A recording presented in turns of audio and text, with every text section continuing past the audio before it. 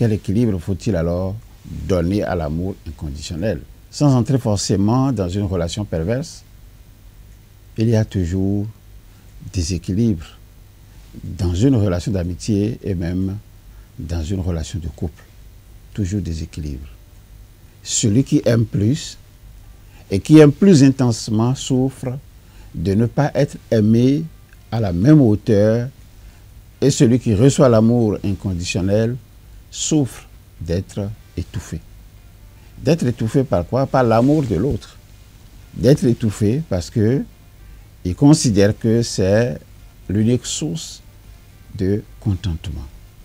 Il y a alors dépendance et début de destruction de la relation quand l'amoureux inconditionnel est incapable de s'épanouir et de trouver d'autres accomplissements en dehors de la relation.